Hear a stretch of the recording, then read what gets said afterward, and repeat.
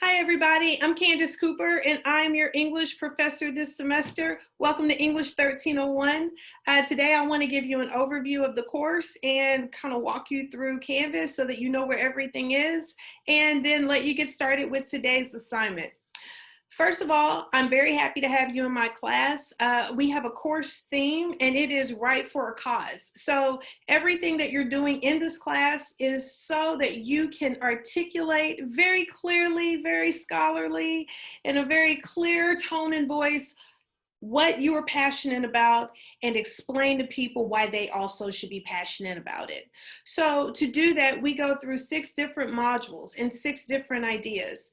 The first place we'll start will be the preliminary bibliography, where you will collect 10 sources and then you will provide well-crafted entries for each source, and you'll double check them just to make sure that they're all right. Easy assignment, and it's the very first one that we have. The second thing that you will do is you will take 5 of those sources and you will then summarize those sources. And when we put that piece together with the entry and the summary, we call those annotated bibliography. So that will be your second assignment. The third assignment is going to be your first essay, and it's a short essay, and it is our Right for a Cause research proposal essay. The point of that essay is simply to convince me, your audience, that your research is sound. So you will take the 5 articles that you researched and you summarized in the annotated bibliography process, and you will put that information into an essay structure, albeit not copying and pasting from your annotated bibliography. We'll have techniques where you can deliver the same information, but in a more crafted form that's appropriate for a research proposal essay. Our fourth assignment is going to be over a variety of reading assignments that we'll do, and that is going to be our short answer response, and that's going to be our foray into analysis. Analysis is where you move from summarizing information and content, like we will do for the first half of the semester with the Right for a Cause topic. It's where you move into dissecting it, analyzing it, evaluating it, and commenting on it.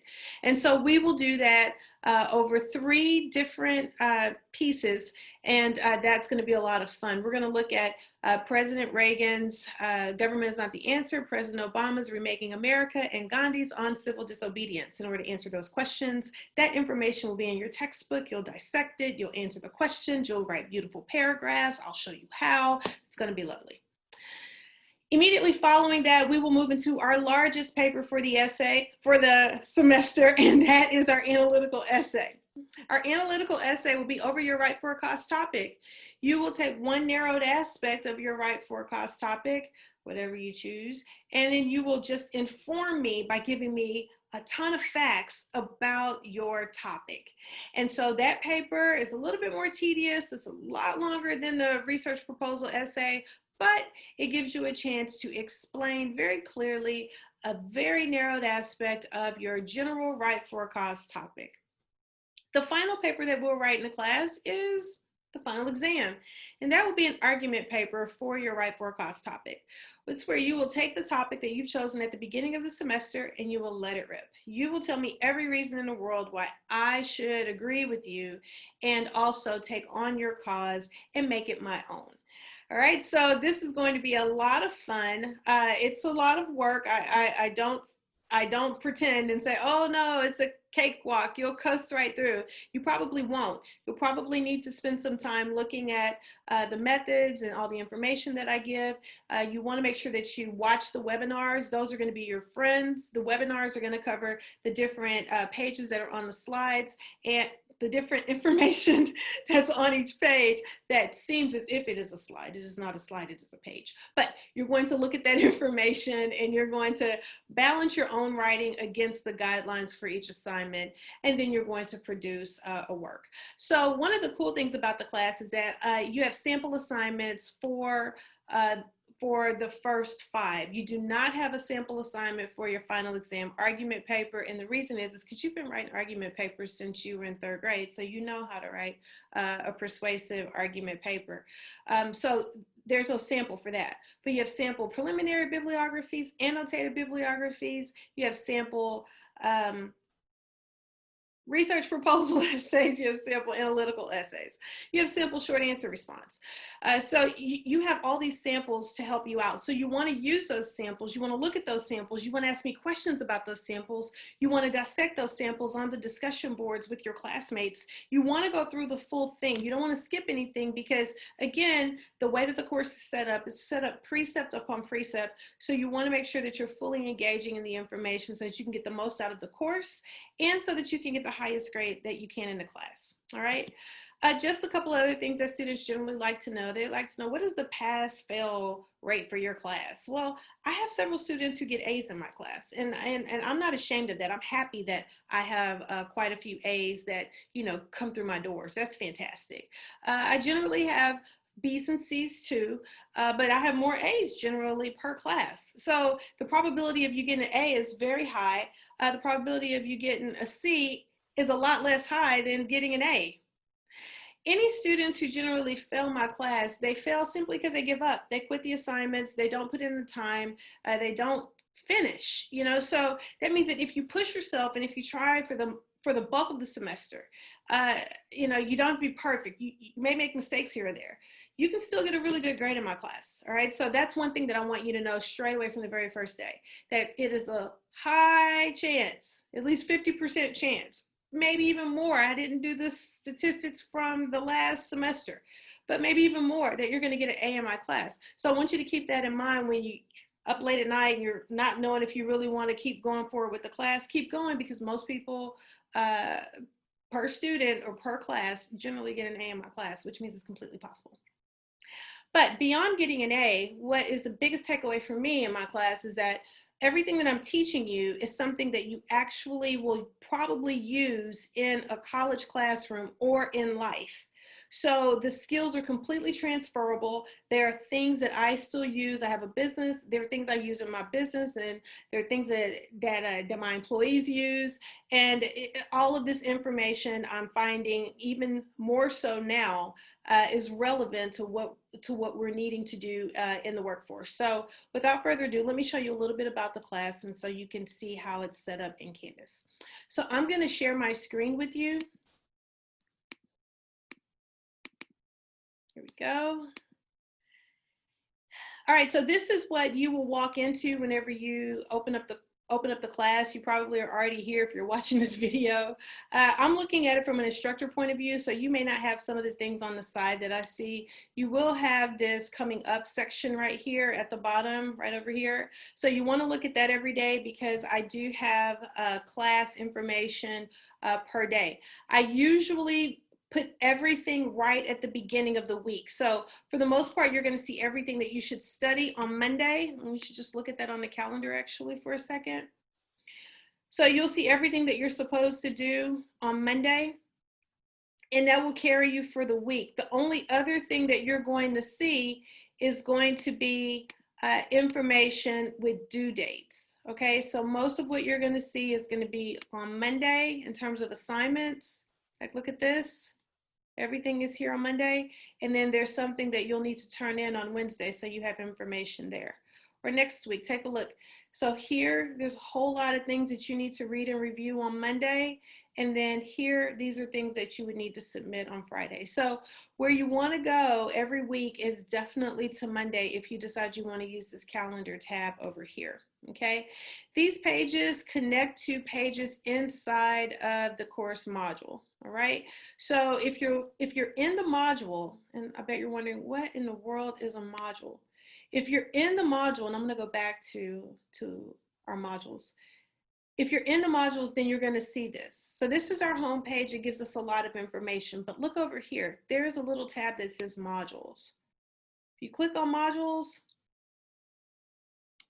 voila, you see how the course is set up? It's set up in these little blocks that happen to be organized according to theme. But if you notice, we have a Start Here module at the top. It starts with the welcome note, course introductions, and all of that. And then here, this is just student resources, so things that you may need to reference or refer to whenever you need something. And then here, information about how to get in touch with the library and the Writing Center. And then voila, here.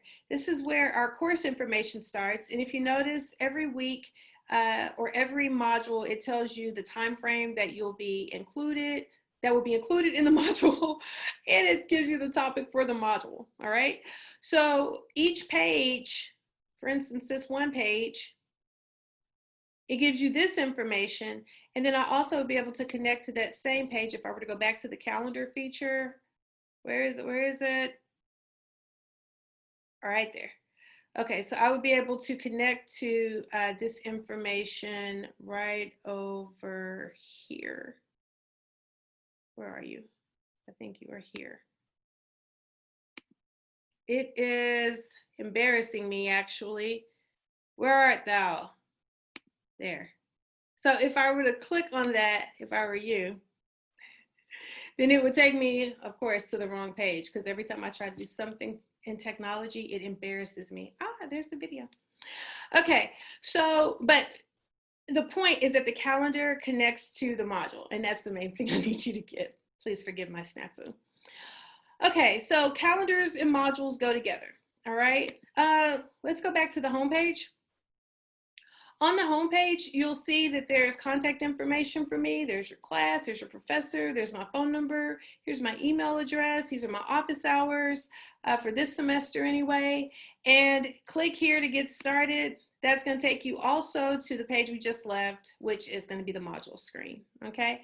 And then, of course, you're starting hopefully with my welcome note, and that's where you found this video. And then course introductions. It kind of walks you through everything that you're going to see and feel and taste the semester. Again, just more introductory information. And then here's the information that I just gave you verbally before this screen share started. All right. The only thing I didn't mention earlier is the Ruby Tree Learning Lab module.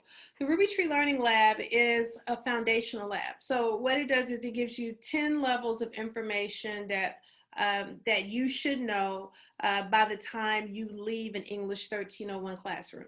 Now, the point of the Ruby Tree Learning Lab is not for it to be difficult. It's not supposed to be overly challenging. It's literally just to make sure that you and I and all of your classmates are on the same page when it comes to basic composition and rhetoric, okay? So if you get there and you're like, I know this, I know this, I know this, then just click the right answers and keep moving. Get all the way to the end.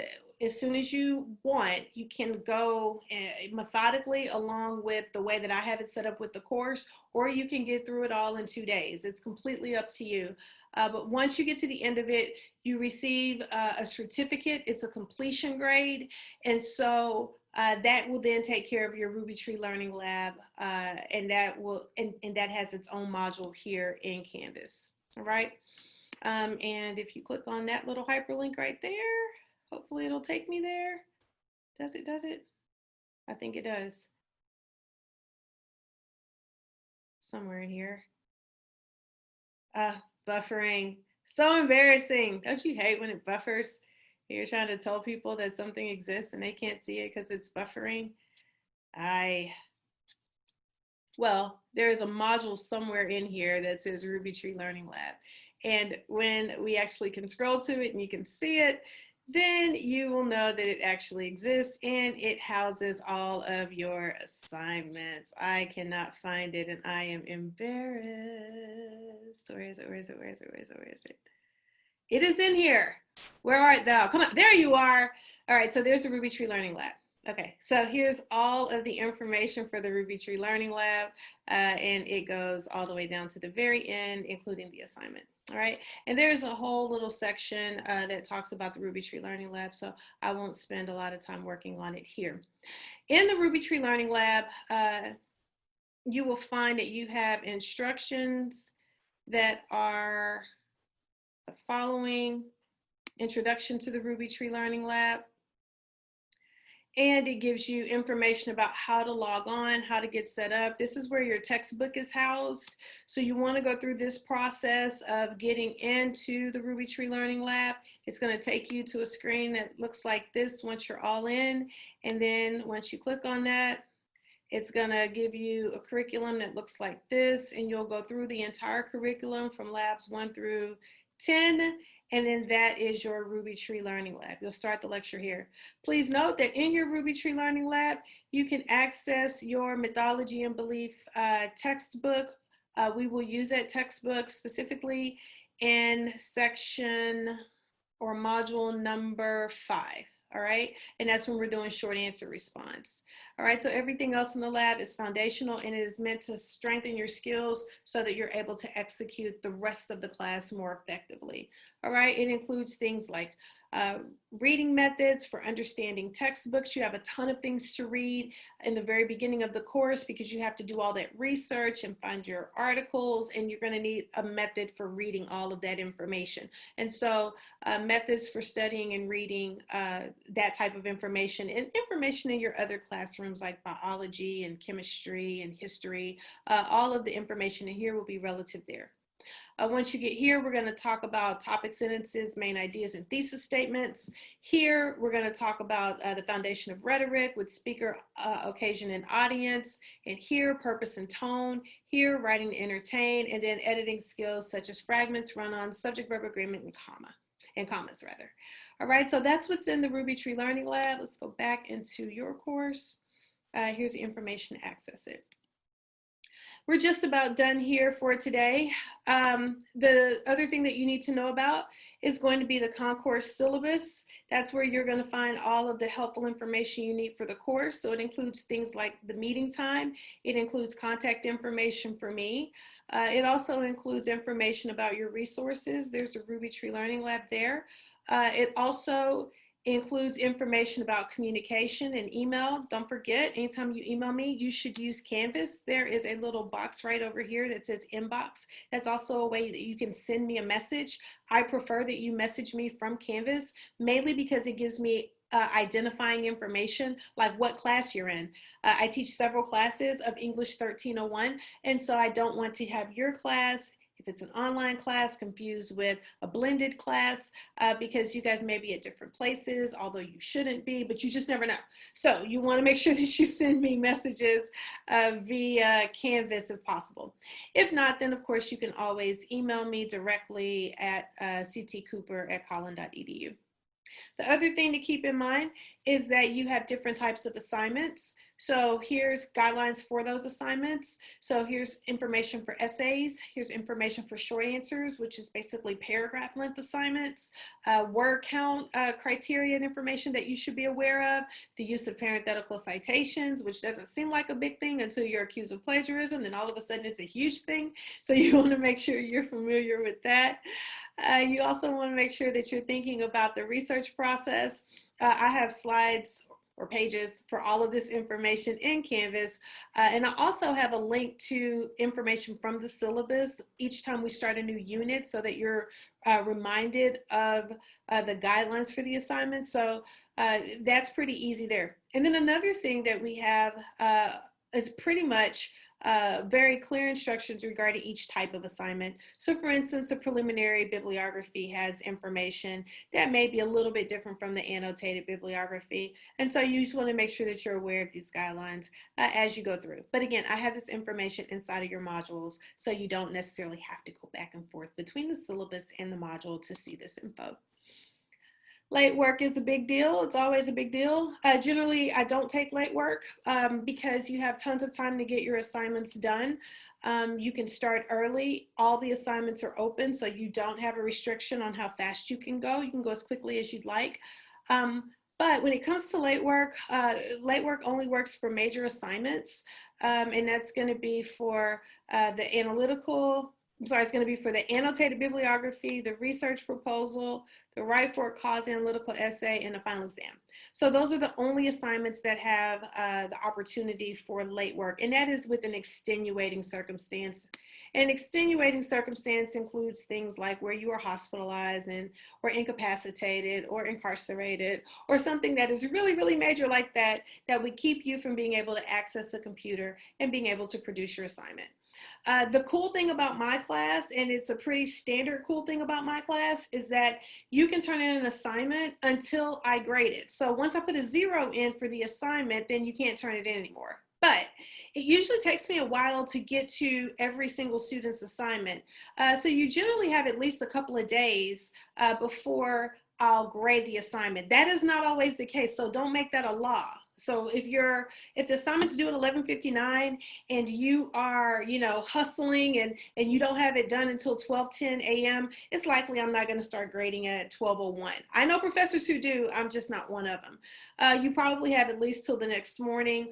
You may even have till the next day. I wouldn't roll the dice with it too much, but just know that there is time just kind of built in so that you will have more time to get your assignment in if you are running behind. I always appreciate an email to let me know, hey, Ms. Cooper, I'm running behind. I'm late getting this assignment in. I just want to let you know I'm going to get it in by said time. So if you let me know it's going to happen in 2 hours, 3 hours, and at least I know, and maybe I won't grade your class right then. Maybe I'll, I don't know, skip to the next class and come back to yours. You just never know. The main thing is, let me know. And late work is not a guaranteed thing. Do not set your buttons according to being able to turn something in late. I swear I follow this policy. So you want to make sure that you're, on the right side of it. Extra credit is always a thing. You can go to the Writing Center to get extra credit. I encourage it. You can get up to 5 points on your final grade just by going to the Writing Center. Highly recommend it. I think it's valuable, and that's why I give so many points for it. So you can take any assignment you have from the preliminary bibliography to the final exam to the Writing Center, and they will help you, and you can earn extra points. I also have extra points sprinkled in throughout the modules. So I'll have like little things hidden at the bottom of an assignment, or little things at the bottom of the page, and I'll say, if you do this and email this to me, you get 1 point on your final grade. So this is to reward people who get all the way through the reading and try to apply the information. Those are going to be people who see these extra credit opportunities. For those of us who kind of scroll through and coast through or whatever and kind of casually look at it, you may miss it. All right, so don't miss it. Another thing to do, like I said a little bit earlier, you want to watch the webinars. They are your friends, and you may find those extra credit opportunities slipped into the middle of a 50-minute webinar. And no one wants to listen to a 50-minute webinar, but it's like a 50-minute class, so it's not that bad. Okay, next, evaluation and method of grading. So we have 10 points for discussion questions, 20 points for labs, and 70 points for written assignments, and these are they. The next thing is grading and minimum requirements. You must meet the minimum requirement for an assignment in order to get a grade on it. So you will get a 0 if you don't meet the minimum requirement. Most often students get 0s if they give me a short answer response that doesn't have at least 100 words. It has 79 words. Well, you're going to get a 0 for that answer. Or if students don't write enough information for a minimum word count for an essay, you won't be able to get credit for the essay. So if you follow the information in the modules, it will lead you to the minimum word count every single time. It's usually when students rush or they have other things to do and they just kind of casually throw something down and move on. That's usually who doesn't get a chance to get credit for things. So if you take it seriously, you're more than likely not going to fall within that group. The next thing is grading. I usually grade in cycles, so that's something to remember. So in terms of time, usually grades are distributed a week to 2 weeks out. So it just depends on how quickly I'm getting through the cycle. If we're following the guidelines, and if everybody for the most part is watching the webinars and looking at the information in the module, just giving a lot of effort to it, or some effort to it, the grading goes a lot faster. If I have a lot of people who unfortunately are just kind of half going through the information, it takes me forever to write the comments and take away the points and all this other stuff. It drives me nuts. So I would prefer to give out 5 million A's and grade your papers quickly than to give out 600 D's because I have to go in and then tell you why you have the D. So it helps everybody, for all of us, to pay attention to the information in the modules, ask questions, schedule appointments with me, come see me, anything you need. I just want to make sure that you do really well in my class, and it helps your classmates get their work back faster whenever you follow the instructions and just do your level best. All right, so that's just something to keep in mind as well. Here's your course calendar. It gives you information week by week for the course. Again, this information can also be found over here with the calendar feature. The calendar feature is always probably going to be the most accurate. This one is the one that I dream of at the beginning of the semester. So this and the modules and the calendar today all go together. So, but I may have to make modifications here and there if I see something's not working out. So you want to always make sure that you're checking this calendar, because this calendar is just a general guideline. Student learning outcomes are things that the state of Texas sets up for us, and then Collin College has its own particular outcomes, which are located in this area. We have institutional policies. I have an entire module inside of the course shell that talks about institution based help and information that you can access at any point. So you want to definitely take a look at that information. One of the things that I want to make sure we highlight today is the Americans with Disabilities Act. One of the things that Collin College does an amazing job of, and that is making sure that we as professors have your accommodations if you have a learning difference or if you have another documented disability. I'm happy to work with you. I want to make sure that your accommodations are acknowledged and implemented to the best of our ability. So please, if you have a documented accommodation that needs to be delivered to the access office so it can be delivered to me, then please get that done as quickly as possible so that I can give you accommodations from the very beginning of the semester. Lastly, scholastic dishonesty. We don't need to spend a lot of time here. Everybody knows what cheating and plagiarism and collusion and all that stuff is. I just want to talk about how it most regularly happens in my class.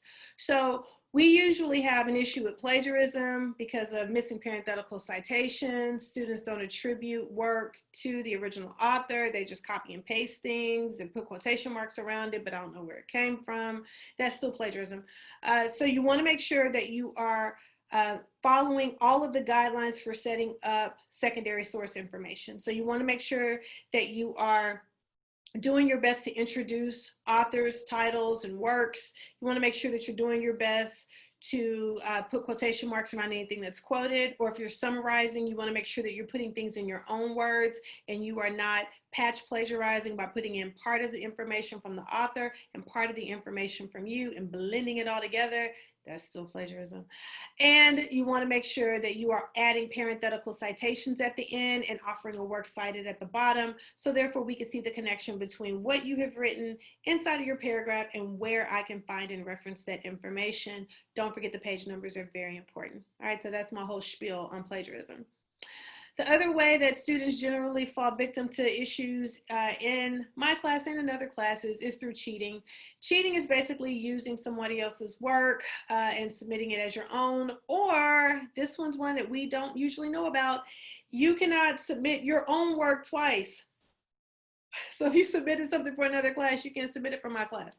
And if you submitted something for my class, you can't submit it again for my class. So for instance, for your research proposal essay, it's an argument essay.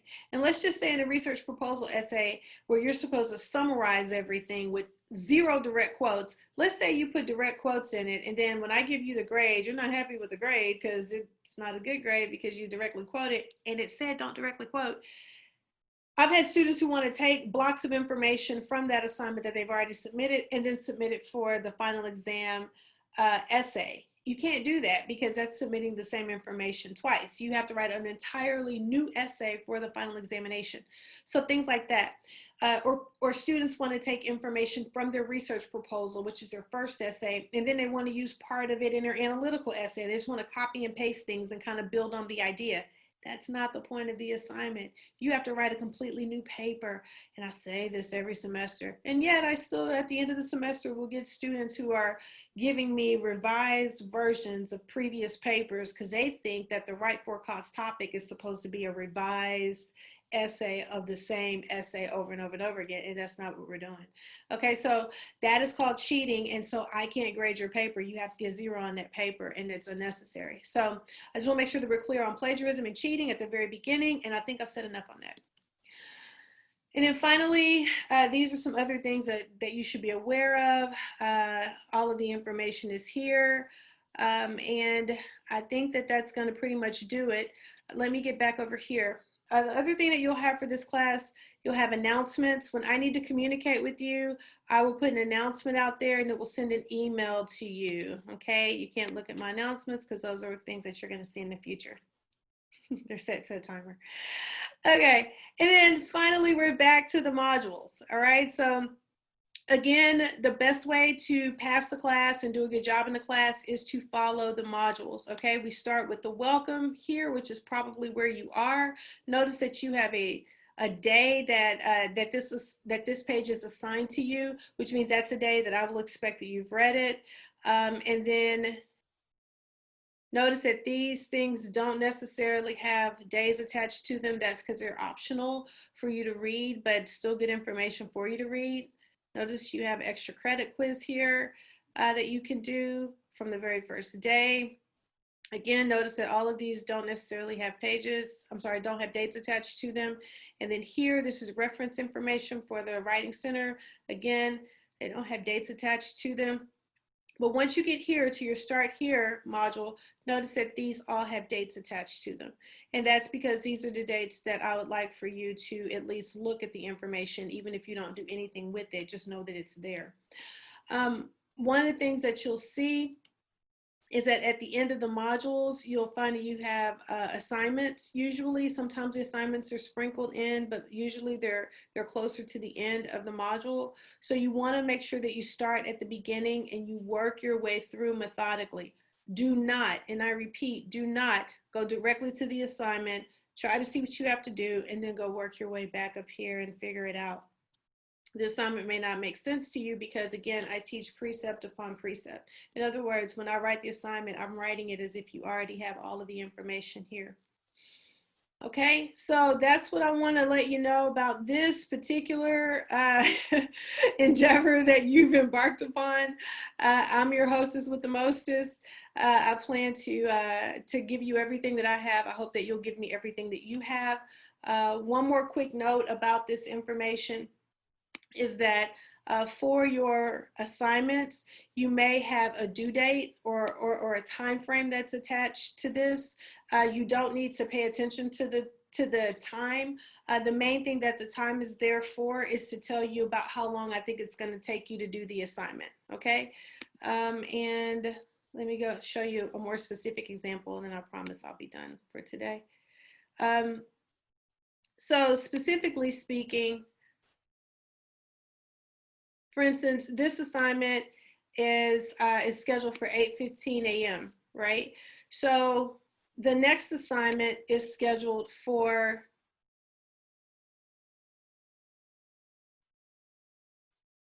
9 a.m., right over here in the corner. So it's my understanding that it'll take you 45 minutes to get from 8:15 to 9 o'clock. So that way you could just allot how much or the amount of time that you want to have each day. All right. I hate to digress. I had to digress just to make sure that I pointed out that one little small nuance because I just remembered that I sometimes get questions about that. You'll see that there's a time here, and then that's because at 8 o'clock on this date, I think that you're going to be able to get to it. But this is scheduled for 11:59, which means you'll get to it at whatever point. And on this day, I think that you'll get to this at 8 o'clock, but it doesn't necessarily mean that you will. You get to it whenever you want to get to it. And then I assume it'll take you 15 minutes to get from this page to this page. So there's 8:15. And then to get from that assignment to this one, I'm assuming it's going to be 8:45. So 30 minutes. Okay. So that's how that's set up. And so I hope that's not too confusing. Don't necessarily feel like you need to email me and say, oh no, I didn't get a chance to get to said page by 8 o'clock. You don't have to. You can get to it at 9:30 p.m. The times are just there so that you know about how long it's going to take for you to complete the assignment.